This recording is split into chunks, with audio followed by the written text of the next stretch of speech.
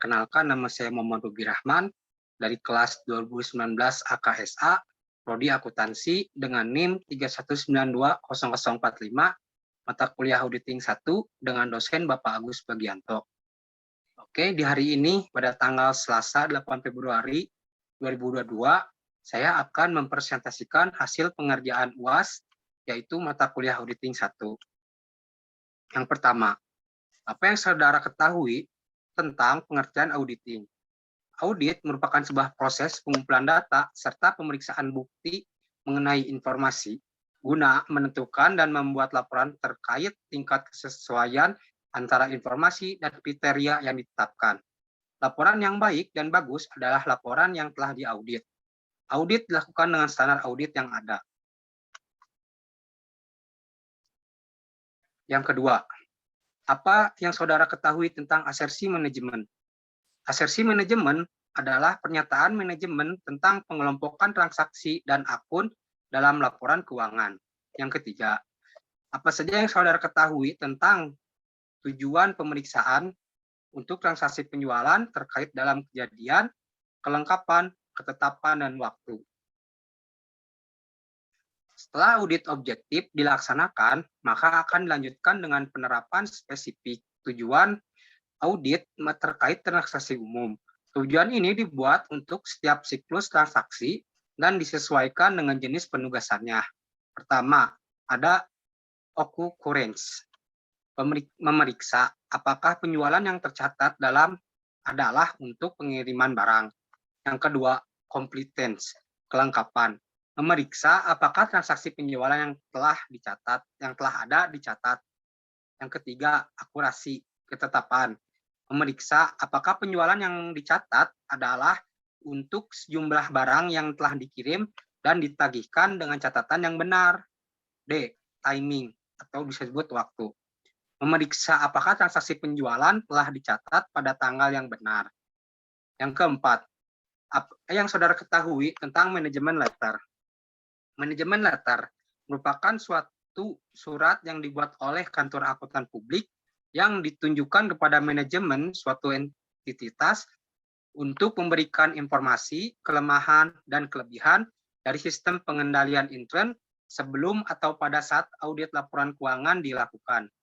Yang kelima, jelaskan dengan singkat apa yang saudara ketahui proses pengendalian internal sampai dengan penyelesaian audit. Pengendalian intern bertujuan seorang manajemen perusahaan untuk mengatur jalannya perusahaan, bertujuan mendorong kegiatan operasional, mencegah kerugian dalam pengelolaan sumber daya perusahaan, serta menghasilkan laporan keuangan. Lalu pada tahap penyelesaian audit, di mana hasil audit harus beres dan berkualitas.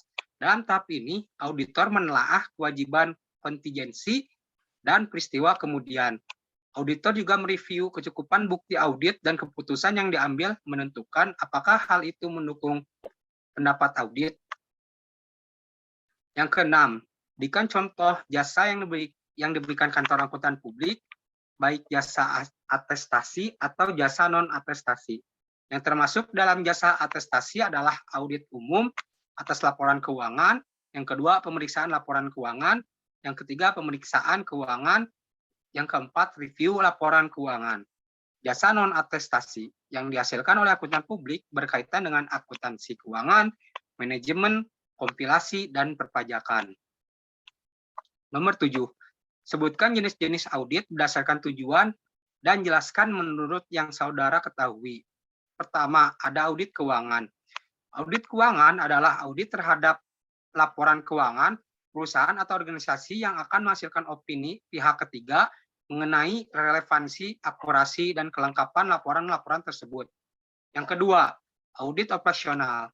Audit operasional adalah pengkajian atas setiap bagian organisasi terhadap prosedur operasi standar dan metode yang diterapkan suatu organisasi dengan bertujuan untuk mengevaluasi efisiensi, efektivitas, dan keekonomisan.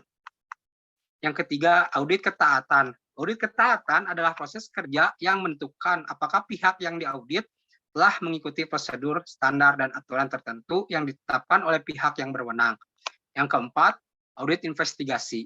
Audit investigasi adalah serangkaian kegiatan mengenai mengidentifikasi dan menguji secara detail informasi dan fakta-fakta yang ada untuk mengungkapkan kejadian yang sebenarnya dalam rangka pembuktian untuk mendukung proses hukum atas penyimpangan yang dapat merugikan keuangan suatu entitas, perusahaan, atau organisasi, atau negara, atau daerah. Coba saudara yang ke-8. Coba saudara jelaskan tahapan mengenai audit umum. Pertama, tahapan perencanaan. Di mana tahap ini, tahap awal seorang audit akan mengaudit kliennya, di mana membahas pelaksanaan prosedur dan analis, lalu pengumpulan dan evaluasi data yang ada di dalam laporan keuangan yang diberikan pihak manajemen perusahaan, lalu data tersebut dicari data keuangan perusahaan, lalu dihubungkan dengan data keuangan yang lainnya, lalu auditor menilai laporan keuangan secara keseluruhan. Yang kedua, tahapan uji informasi. Tahapan ini seorang auditor menganalisa dan mengawasi data yang ada di lapangan agar informasi data bersih dari kecurangan, tepat sasaran, dan objektif. Tahapan pelaporan hasil. Seorang auditor memberikan hasil laporan yang telah diaudit kepada pihak klien dan dikomunikasikan dengan opini yang nyata yang sesuai dengan data, informasi, dan lapangan dengan sangat hati-hati dalam pelaporan keuangan. Yang ke-9, apa yang saudara ketahui tentang kode etik akuntan? Kode etik akuntan, aturan etika seorang auditor kepada klien dengan memberikan sikap dan perilaku yang profesional dengan tidak menyimpang aturan dan norma hukum yang berlaku. 10 terakhir, standar apa yang dipakai untuk audit umum? A. Standar kompetensi, B. Independensi, C. Informatif, D. Expression of opinion. Sekian persentase dari saya. Wassalamualaikum warahmatullahi wabarakatuh.